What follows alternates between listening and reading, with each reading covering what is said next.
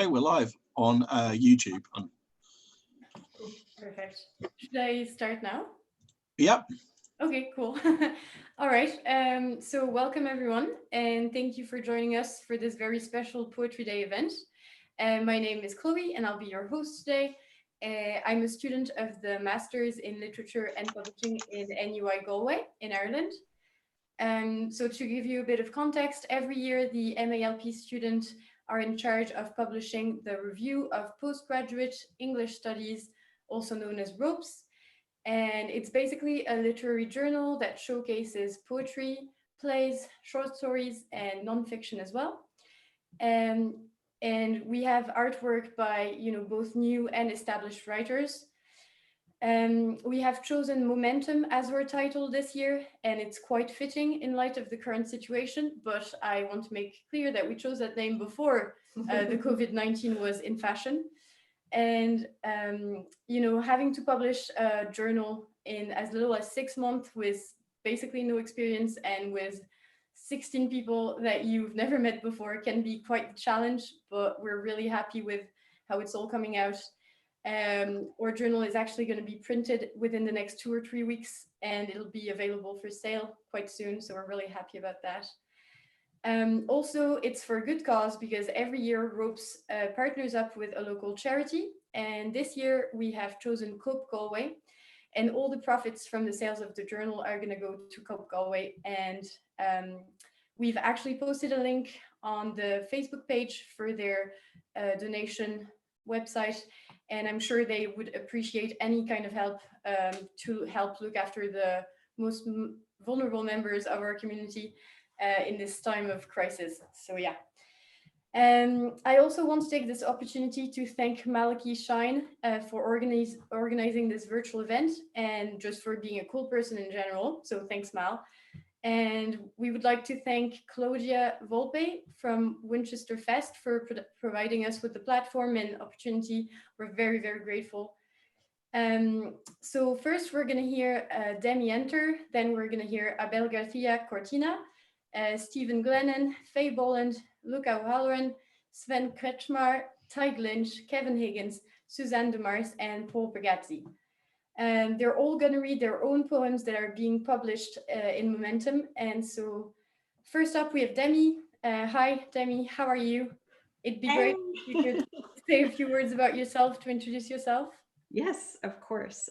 So I am actually zooming in from Berlin. I'm originally from the US, from California, but I've lived here for quite some time now.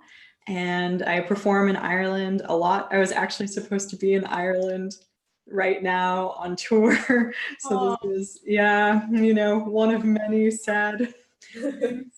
But the cool thing is I actually wouldn't have made it to the launch. So there are some things like this which are really exciting that I'm super happy to participate in. And it's my second time being published in Ropes. I was also in last year's edition. Oh, cool. Yeah. And I think it's such a cool thing. You were saying that you put it together in 6 months with no experience. And I think it's so cool about this journal. It makes it very unique that it's shifting every year with the group of students that are in the publishing program, because that's so, it's really unusual for sure, yeah. literary journal. So even though it's changing every year and you have a fresh perspective every year, some people still, like Faye and I and Kevin, also come back. So there's still this kind of like thread throughout them, which I think is so cool. So.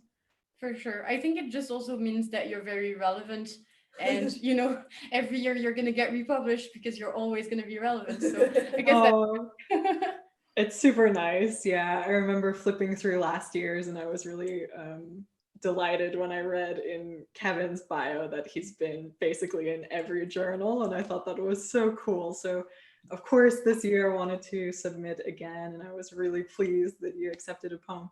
And the only other thing I wanted to say is just that I'm really thankful for Ropes because it was my first publication in Ireland and it actually opened the door for so many things. I'm also a spoken word performer, so it really helped then through the Oranmore Arts Festival, which they're also going to be doing an online edition soon. Yeah, I just got to then travel to Ireland so much last year, and that's been a wonderful experience. And it's really become my home away from home for poetry. So I'm really happy to take part again. Well, thank you so much. We're really glad to be publishing you this year again. And yeah, it's really cool. So what are you going to be reading for us? I'm reading the poem that's in this journal, of course. No way. Surprise. It's called In the Telling of It. And I always find it a little bit nerve-wracking to read for a very Irish audience because it has a lot to do with James Joyce. So it's quite big shoes to fill. But yeah, I was very pleased that I was able to place it with you guys in particular. So, well, good luck, and we're with you. Thank you. Okay, In the Telling of It. My Tinder date says he's a storyteller. He's an actor. I'll never learn. He hasn't heard of James Joyce, but thinks he's read Finnegan's Wake. Yeah, that one sounds familiar. Once or twice. Between knee touches and bragging about his time in the military, he tells me I have feline features and then that he's allergic to cats. He reminds me of a boy I loved who called me honey, who felt persecuted by bees. Months later, in a Dublin cafe, I look up to find Joyce's bespectacled face bearing down from all sides. And I wonder where my love for Joyce began. I suppose the answer is in pages burning, pages alight, words a phosphorus strike, ash sky, an incandescent army, a river, a flood, water in my hands, pulp between fingers, a language that refuses to stay still. Joyce didn't care much for convention, so much so Ulysses' printer stepped in, refusing to reset type after the third or fifth rewrite. Unusual language, easily grown, quickly rotten, gift given. My gifts to the honey boy included sad stories, nights sitting on a bench outside the church, and a poem, handwritten, on lined pages, torn carefully. His, to me, the reason behind the car accident, the fallout with his family. You can't tell anyone. So I hold it inside until I feel ugly, swollen like a balloon, until he is gone and something in me goes too, stillborn and ending, but not a proper goodbye. Joyce knew love dies on the page, that real love is in the telling of it, the sanctity of tongues, an intricate dance of risk and mercy, yours and mine. I never told anyone. Love died when you stopped saying what you wanted, and now all's left is that unsaid. Unfinished words go on falling, gently, gently falling between us. The untold story, stinging, endless in my head.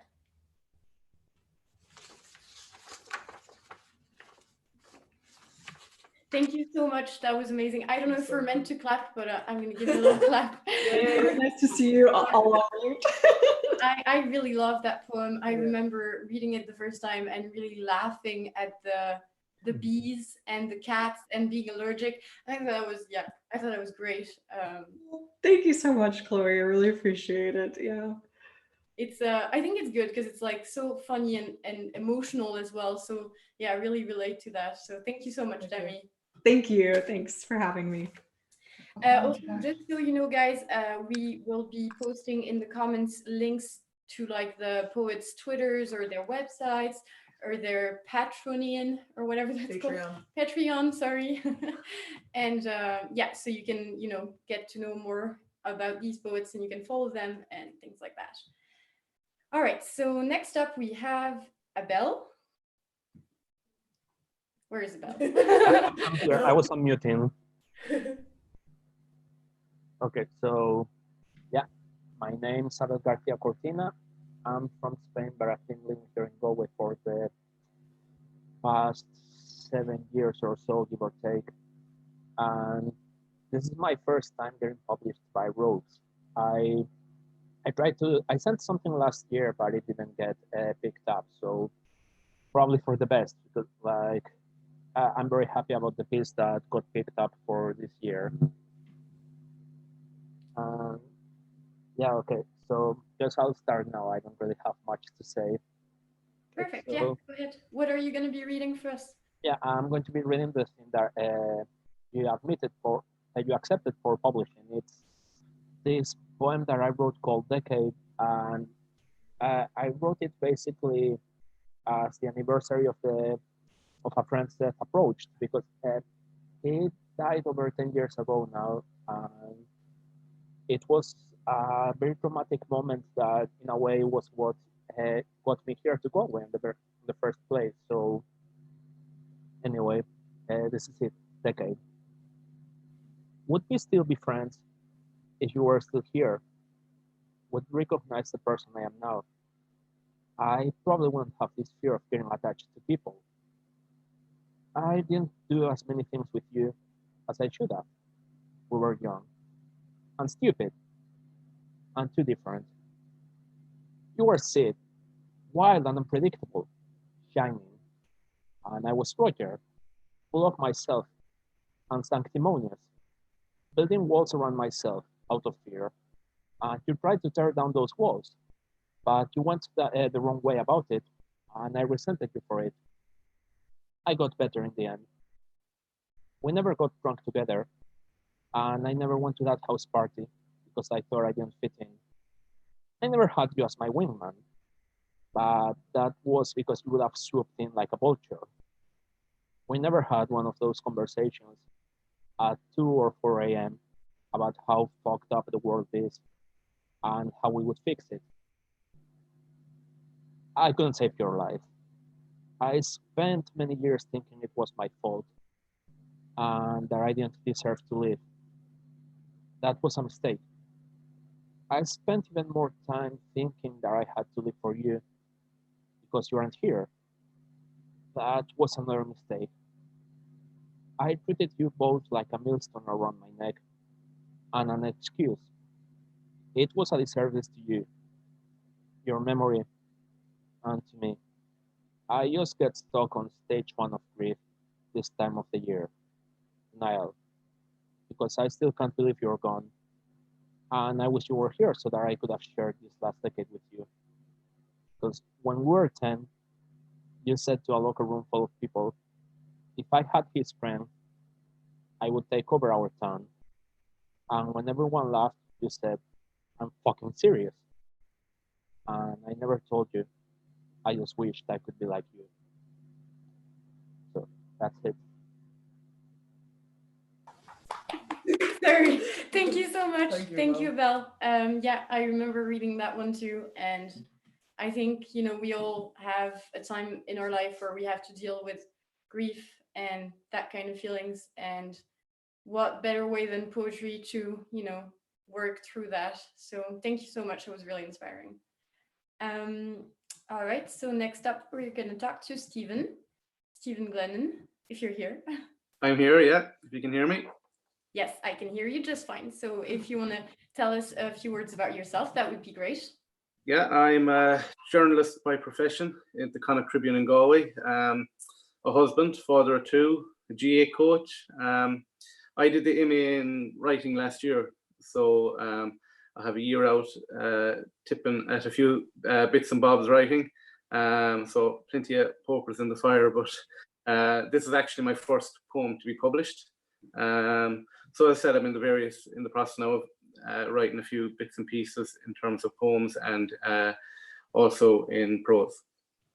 Yeah, you are a very busy person, and I think we could call you a local celebrity.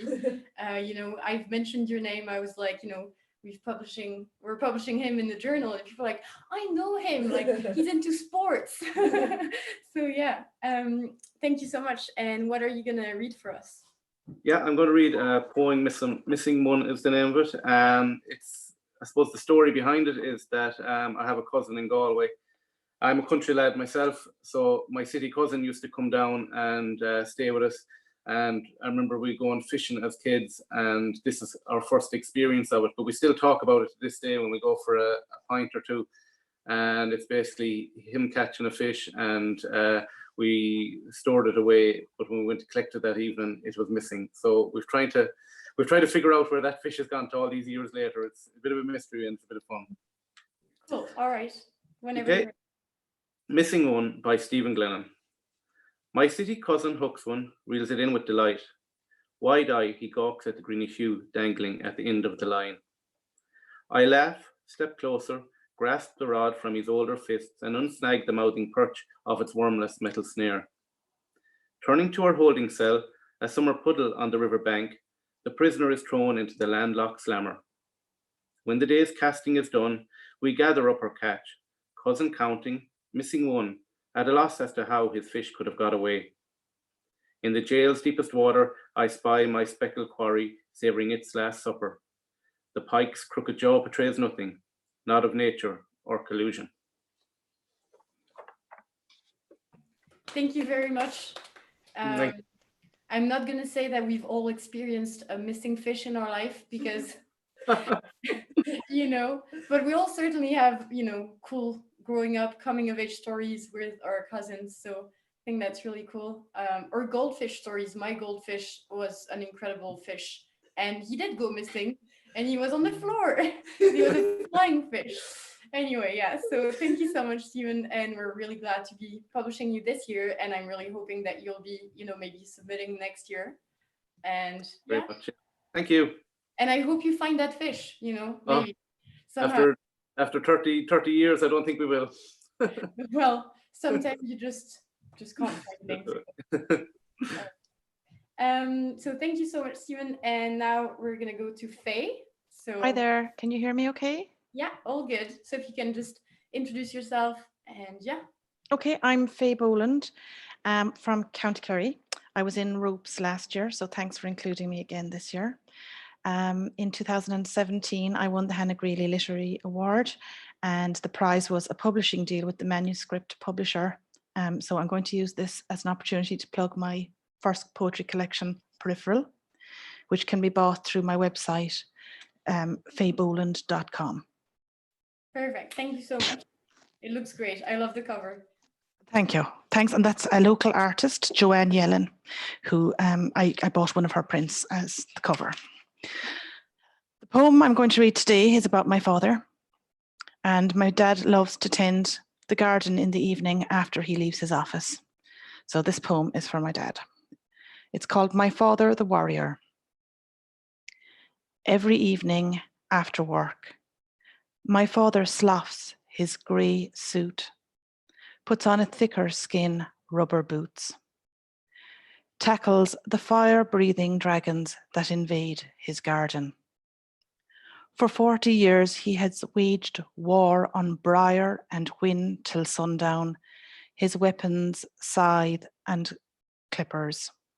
He wears cuts and burns like battle scars. Undefeated, he refuses to surrender, will not hand over the battle to someone half his age. A warrior in fading sunlight, wielding glinting sword at monstrous snarling teeth, every slain, thorny stem, a severed dragon's head. Thank you so much. I actually really loved this poem. I think it really, resonated with me because, well, I love my father. He does not garden.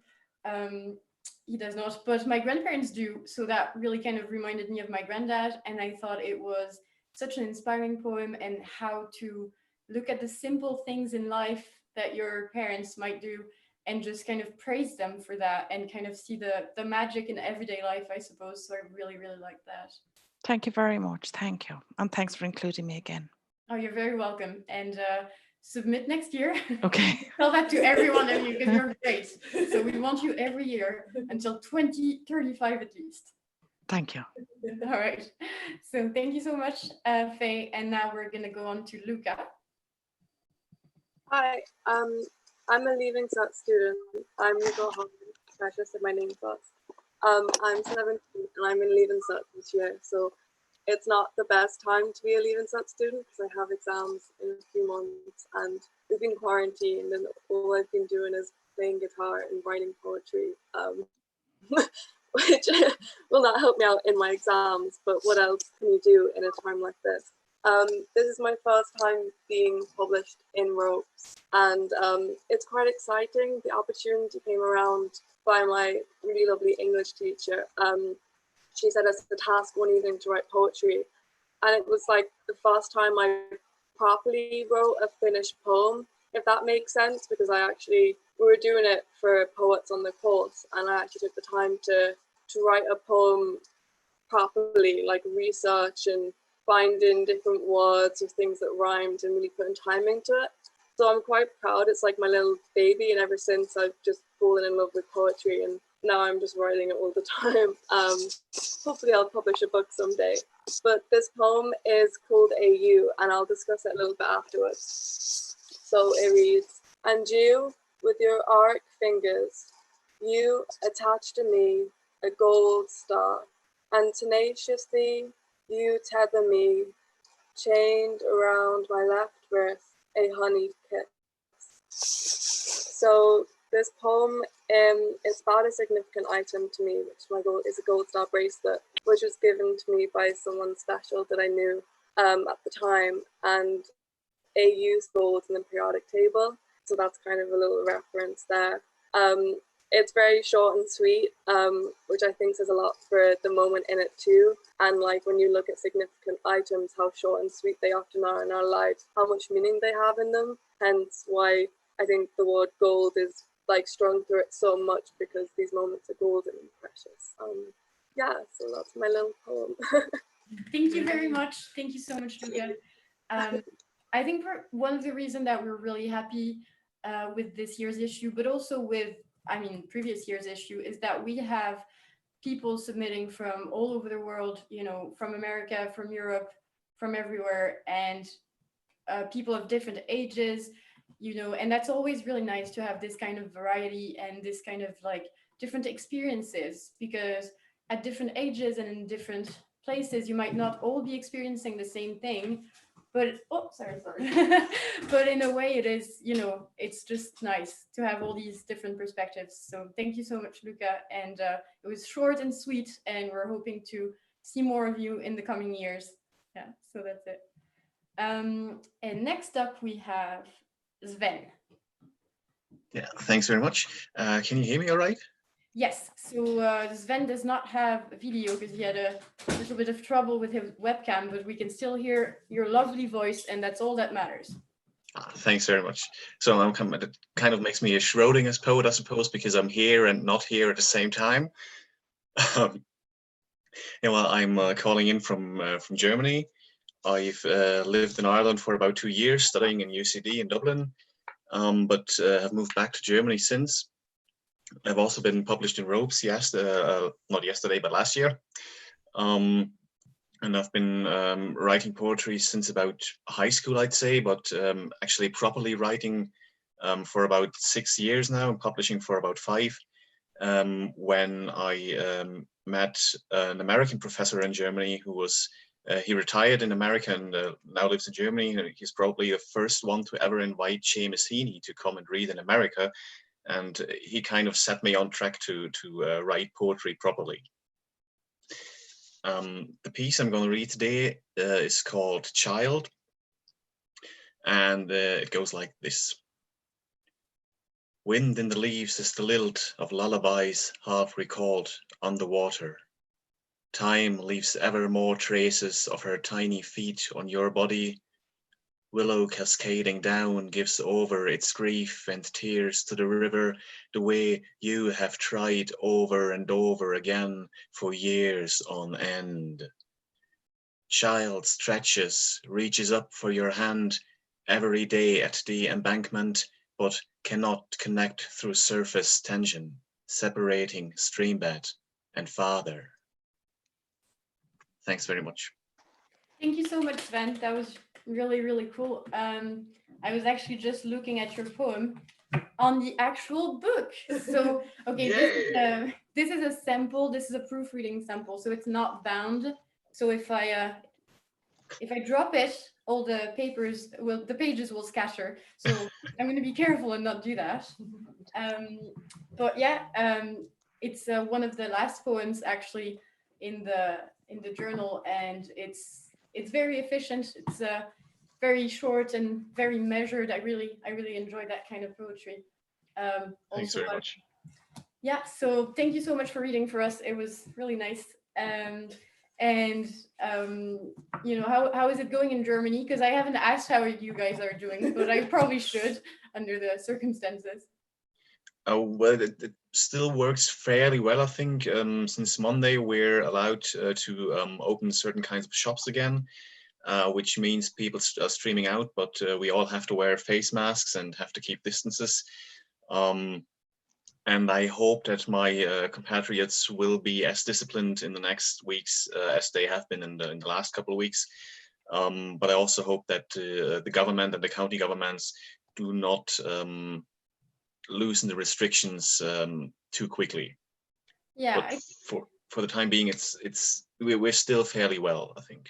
Oh, definitely. I think Germany always, you know, they're really responsible. Well. I think, you know, I've been to Germany before, and I've always been amazed how responsible people are and like how nice they are generally. I mean, not all of them, obviously, but a lot of them. Yeah, so I mean, I think that in this moment of crisis with COVID-19 and everybody being quarantined in so many different countries, it's probably going to be a bit of a weird situation when we come out of it, and there's probably going to be all this art that people have created, you know, during the period, but also just in relation to the frustrations we're all having, you know, not being able to go for a pint with your friends. That's definitely one of them. For me anyway. I'm just talking for me and for Emily. Emily definitely would love to go for a pint. Praise God. But yeah, so I think I'm really happy that we're having this event where we can all just, you know, chat and read poetry and pretend like everything is okay for a couple of hours. So yeah, cool. So next up we have Tate. Hello, how are things? Good, how are you?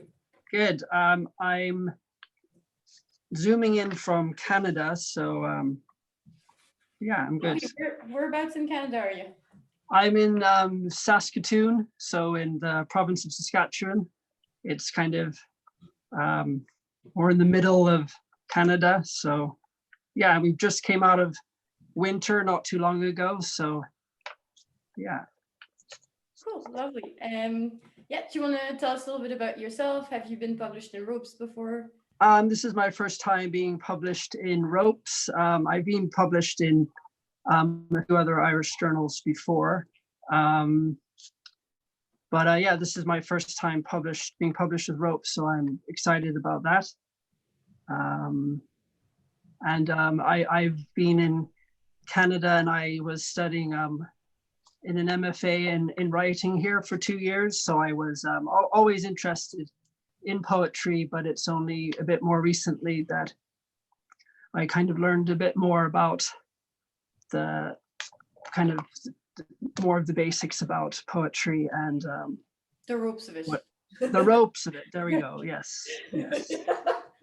Yeah. I'm big into puns, so I should have thought of that myself. But, yeah. No, I'm here for the dad jokes. Don't worry. You don't have to worry. Okay, great. Great. All right. So I know that you've actually had 2 poems published with us this year. Yeah. So I mean, you can either choose your favorite one, or you could read both if you'd like that, because they're quite short. Well, I thought I'd read the one about Jane Shackleton. That's what I thought I'd read. If I feel the need to read a second one after that, I can go for that maybe. Perfect. Yeah, so I'm really interested in history and in photography, like early photography. So this poem that I'll read for you, that's published in Ropes, my first poem published in Ropes. It's about a photographer in the late 1800s who went around her local area, but also around Ireland, taking photographs of local people. So in my poem, there's mentions of a few of her photographs that she took. So I might as well start with the poem. It's called Regarding the Photographer Jane Shackleton, 1895.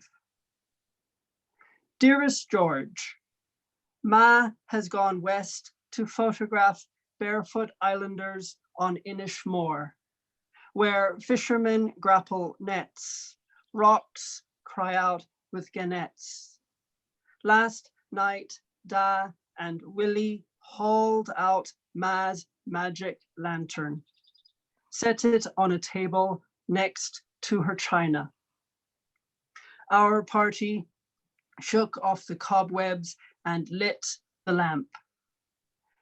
Visitors willfully seeked out the pinhole, a slouching woman with a chained monkey, a bearded man promising a jig on his tin whistle, a handsome dog dragging a cart of milk,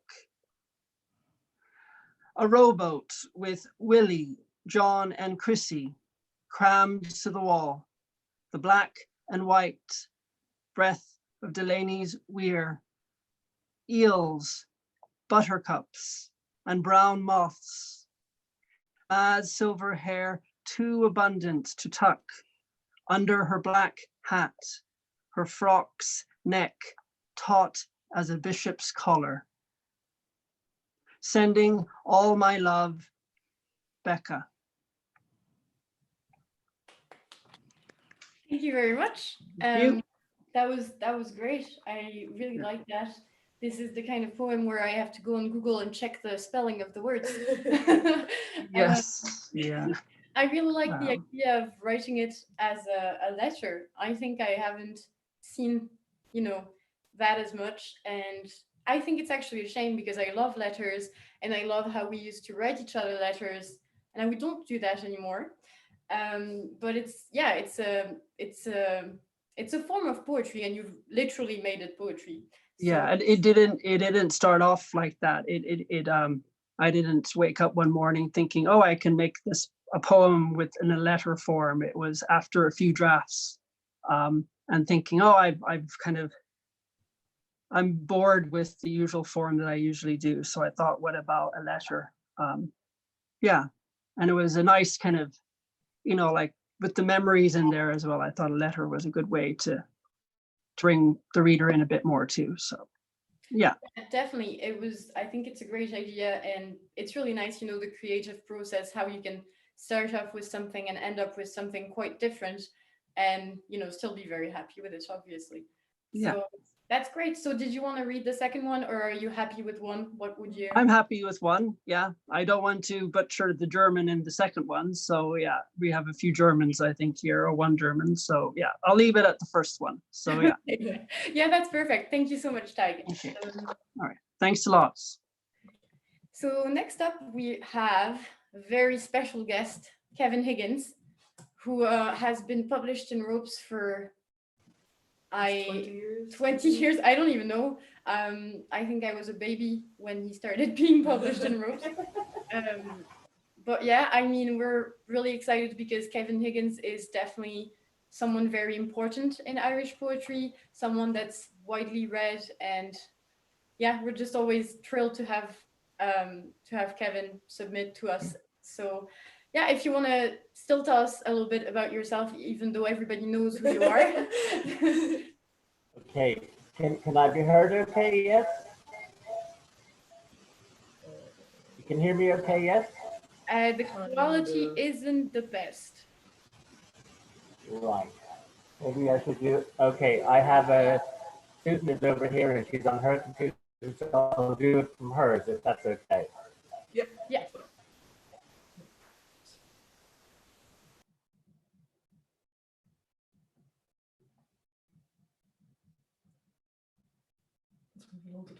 Okay, sorry, I'm just gonna fill in the blank.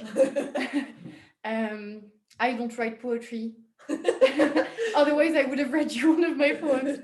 but yeah, no, I prefer to read other people's poems, and yeah, so We have very little writers in the MA actually. Maybe I should unmute myself. no, that's fine.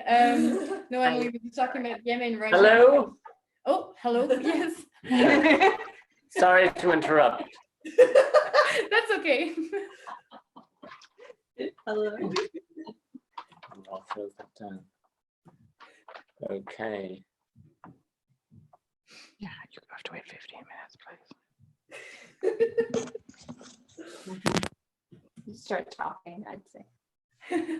Can you see me okay, yes? Yeah, perfect. Okay, right. As Chloe said, I'm Kevin Higgins. I first had a poem in Ropes in the year 2000, which means that I'm extremely old. That's mainly what it means. You're not. Nothing but Absolutely, don't yeah. get it right, for sure. The poem I have in this year's magazine, which was submitted long before, well, I think COVID-19 was probably germinating at the time, but I knew nothing about it. But in our family, there were quite a lot of hypochondriacs. And the title of the poem is A Hypochondriac Discusses World Affairs. It's also a poem about people who make everything about themselves. But I was thinking, since in a way what's happened lately is this must be a dream time to be a hypochondriac, because all of your fears are being proved to be true. And everyone is going around wearing gloves and masks and so on. So this is A Hypochondriac Discusses World Affairs. Why couldn't the burning cathedral have chosen a better night to go on fire than while I'm trying to cut down on my smoking because of the asthma no doctor can find, but I know I have? What will the tick-tock death of the European Union mean for my hobby of spending my Januaries vomiting my way around the Canary Islands and having the Spanish pay for a doctor to nod ruefully at me? What impact, if any, will nuclear war with China have on my ability to access alternative remedies from the East for the crick in my neck I keep waking up with? What will the mosque burnt down yesterday with a few brown people running ridiculously around inside it mean for my chances of tonight ordering in a chicken vindaloo in the hope of making my stomach ulcer slightly worse? What effect will the coming walls of water and fire have on my sinuses, which typically don't respond well to either?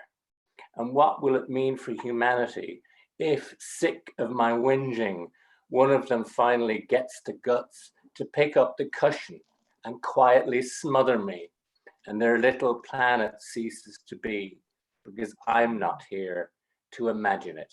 Thank you very much, and well done on the magazine. And if we can do anything to help via the Over the Edge readings to facilitate, help with a launch or promote it, we'd love to do that. Thank you so much. Thank you so much, Kevin. That was great. I think this is a very witty, very funny poem. I really enjoyed that. And I have asthma, and my doctor found it. I'm not hypochondriac. Yeah, so I think that's really cool. Nobody talks about asthma in poems, and you did it. I do. No, I have lots of medical conditions in poems. I'm sorry about your asthma. No, it's okay. I'm fine. So are you in Galway? Yes. Yes, I am. I'm actually in Glendara right now. Are you cocooning then because of the asthma? Oh no, it's not. I'm not. It's not asthma that's that bad. It's like just a little bit. I'm not. Right. I'm not like Stevie and Malcolm in the Middle, if that's what you're thinking. Okay. Cultural reference. So you can go out of the house. You're lucky, because I can't, because I have bad lungs in another way. So. And do you smoke cigarettes? No, I never did. No. Good for you. I have an autoimmune condition in my lungs, but I haven't left the house for 5 weeks. Susan has to do everything, so. Wow. Okay, She'll that's probably kill me eventually. I'm really sorry for you and Susan, but I'm very sorry for her. I mean, imagine that. That's terrible. It stuck with me. But anyway, thank you so much.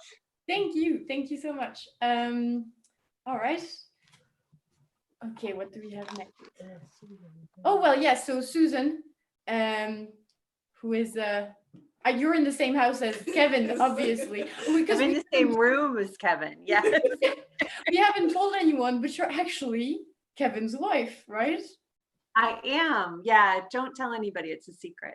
Well, yeah, I assume. That's why I didn't want to out you, but sorry about that. That's okay. Should I start? If you want to tell us a little bit about yourself, and have you been submitting to ropes as every year like Kevin has, or? No, I mean, I have submitted quite a few times, and I've been in it once or twice, but not for 7 or 8 years now. So it kind of feels like a first publication. I teach writing like Kevin does, and I write poetry and fiction. My new and selected came out with salmon poetry, and I've totally forgotten to give you the whole that's okay. Well, you can send link. That to us, Yeah, and we'll put that out. But congratulations. Oh, thank you. Yeah, so you can just look for salmon, and that will work too. So congratulations. I'm really happy to be in the magazine. And I thought I would read the shorter poem of mine, which is a prose poem. And it's really short. And it's about, for me, it's about when we fool ourselves into working on something, whether it's a relationship or a project, a lot longer than maybe we should have, for our own sakes, for our own good. So this is called After 7 Years. After 7 years, she saw that the flowers in her garden weren't flowers, but stones, black and round as cowering heads, each with a legend painted on it. This is heather. This is lavender. This is a rose. The legends were in her own handwriting. At last, she knew why nothing had ever bloomed. She sat on the burnt earth among the stones and laughed. That's it. Okay, this is really cool. So if I'm getting this right, she put stones on the ground and they didn't grow into flowers. That's right. But she had labeled them as if they were flowers. Well, and I've been trying to do that as well, and I have no flowers, and now you've enlightened me. Thank you so much. There you go. Now you know you can give up. No, right. That's really clever. That's really cool. So this is about you got inspired with relationships and just things that don't work in life because maybe your perception on them aren't correct and you're mistaking them for something else, so they never flourish, I'm guessing. That's actually really well said. Yeah, it's about perception, and sort of you have those aha moments where you think, oh, this isn't ever going to be the thing I thought it was going to be. Maybe I should go. Wow, that's really cool. I think we've all been there, and it's tough. It's tough when you realize that the flower is a rock. Yeah, no, it's lovely, and yeah, we really enjoyed that. I really like the fact that it's just the form of it is, quite unusual, and it's got italics, and I really like italics. Thank you. Thanks very much. So thank you so much. And yeah, it's worth mentioning that you had as well another poem that was published in this year's edition. So yeah, thanks very much. Thank you so much for submitting after 7 or 8 years, and I hope we won't have to wait another 7 or 8 years for you to submit. It could be like an Olympic kind of thing. The Olympics are every 4 years, and Susan, is in ropes every 8 years. It could be a thing. That could be a thing. Yeah, we'll work on that. Thank you. That's really kind. Thank you so much. Thank you. So then, actually, last but not least, we have Paul. So hi, Paul. How you doing? How's it going? How are you? Good gig. Running very smoothly. a kind of similar story to Susan. Maybe I should say I'm from Dublin. I'm a retired teacher, writing for about the past 10 years, but kind of similar backstory to Susan in a way. I was checking to see had I submitted to ropes, and I did about 7 years ago, and I was rejected. Oh my! What were they thinking? It's taken me, 7 years, a lot of therapy. I think I'm nearly over, nearly over it. So it's great to be reading. And Kevin's mention of Over the Edge allows me to plug the fact that I was Kurt New Writer of the Year in 2017, which was kind of a high point. And then this year I'm a Words Ireland mentee, which I mentioned because it was really useful to me. And the closing date for it is this Monday, if anybody was interested in applying. Well, if you want to send us the link, we'll definitely. Yeah, well, Words, yeah, I'll do that, yeah. But if you can't, otherwise, it's Words Ireland, and you'll find it up there. They're actively looking for people to apply, and it's a really useful thing to have. The poem that I have in is kind of a sequence type thing. I'll do a Greg Delanty and show you what you're going to get. Right, so it's kind of, don't know if you can see that, but it's a title and then a short poem, kind of a sequency thing. Yeah. So I find it a useful sort of form when I don't really write long form stuff. So sort of snatches of impressions and things like that in a sequence. In this, which is kind of a childhood memoir, I suppose, suits my purposes very well. So shall I give it a lash? Yes, please go ahead. It's called Neighborhood. Legend. The ground slopes slowly in the direction of the river flow. Underfoot, reclaimed silt and clobber. The air carries meat factory reek of bone meal, watery shit from skidding cattle. Two crones. They crank out the comics from behind a fly-blown window, their black nails clicking in the change.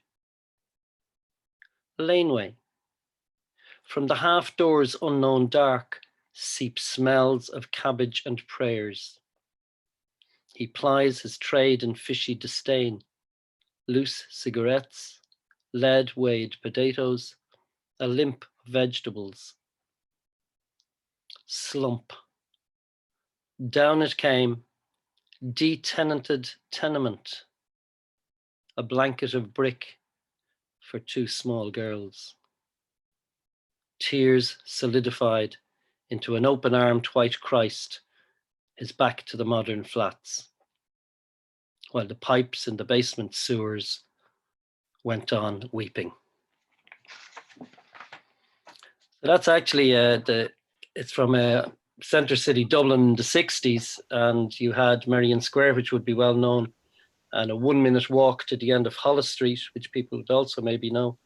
And in between, the remnants of Dublin tenements where people were still living with almost open sewers in the basements. So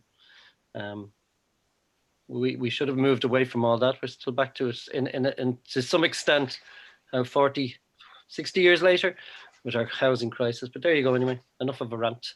Thank you so much. That was fantastic. I hope you enjoyed. I certainly did. Yeah, thank you so much. That was great. I really like the fact that it kind of feels like an Irish take on haiku, sort of. Oh, okay, right. Well, I mean, longer, but shorter than most poems. Yeah, that's funny because I actually do quite a bit of haiku writing as well. So it must have seeped, no pun intended, across. There we go, probably. Well, that's awesome. Anyway, we really enjoyed that, and thank you so much. And I mean, don't get me started on the housing crisis because if I do, I'll never stop. So, okay, cool. Well, I mean, that's it. Unless I'm forgetting someone, please tell me I'm not forgetting anyone. No, because Claire couldn't come. Oh yeah. We're doing the survey though as well. Oh yeah. So one last thing. First of all, I'd like to thank you. To thank everybody for participating. Thank you. So,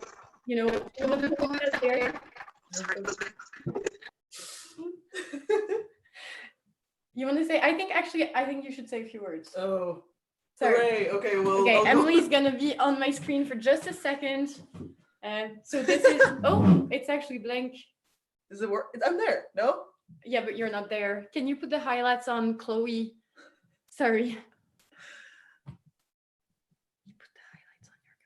There we go. Hey, hello, I am the managing editor for Ropes, and I shamefully did not host this thing because I was too bleh. But yeah, thank you all so much for participating, and it went great, and I am so happy that you all submitted and we get to give your poems a home and everything, and yeah, thank you so much. And we'll be putting up a link to a survey to see if you would like to just to get more information about people who are interested in ropes and things like that. But yeah, thank you so much for coming and submitting. So thank you. All right. So yeah, so this is Chloe again, and Emily is back at her screen. So this is very confusing, but yeah, it's been great. It's been a great experience, and to finally put a face on all these poets that I've been reading that I don't know that much about because I'm not from Galway myself. So yeah, it's been a learning curve, but we're so happy. And again, I would like to thank Mal, because Mal, who is in the ropes team as well, he's done a tremendous job. Job. Sorry, and you know, we wouldn't be here without Mal. So yeah, thank you thanks, so much. Mal. You rock.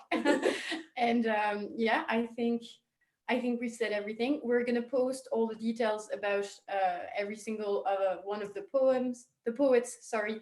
And as soon as Ropes is available for sale, we'll, you know, make sure to let everybody know. And as soon as we get a launch date, so hopefully in not too long, because we're really looking forward to getting together and having a few glasses of wine. I sound like an alcoholic. I'm gonna stop. I drink tea. I drink tea too, you know.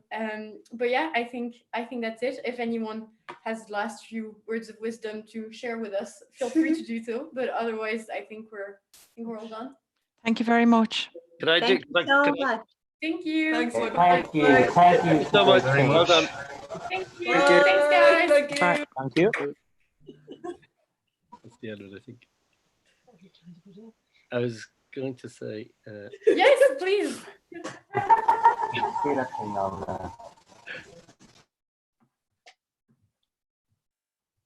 Are we still on or we're off? We're gone. Are we? No, we're on. We're Sorry, still on. I was just going to say that I hope there is a launch, because the best launch I was ever at was at the library in Galway. It's the only launch of anything I've been at. I think it was Skylight, where there was standing room only. There was about 100 people. So, you know, I say go Galway and go launch in Galway. That with social distancing, though, how will we do that? That'll be Bigger library, Kevin. Yes, I know. I'm off, and thank you very much. Bye. Take care, everyone. Thank you so much. Bye. Bye. Well, I mean, we're gonna look into buying bubbles so everybody can come to the launch. You know, like your own little plastic bubble. You can breathe it. No, we're probably not gonna do that, but that would be very funny. So yeah, thank you very much. Thank you again, Demi. I see you're here. Good luck in Berlin.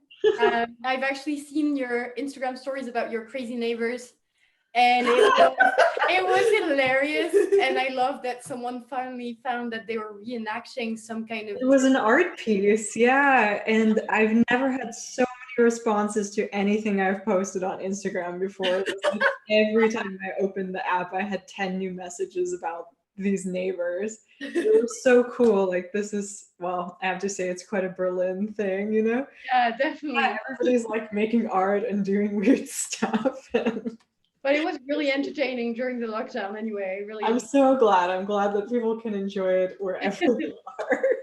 Definitely keep us updated if they do anymore. If they come back, I'm keeping an eye on them always. The sign is down. They're hanging out on the balcony, but just like keeping cool right now. So let's see. All right. Well, thank you so much, Demi, and I'm like Emily's here. All right. So yeah, I think that's it. We can just all say goodbye, and I wish you all well, and hopefully we you. can all hang out during the launch. Yeah. Woo. Ooh, I hope so too. Thanks, everyone. Yeah. Thank you. Bye-bye. Thanks, Bye. everyone. Bye. Have a nice day. Thank you. Bye. Bye, Sven.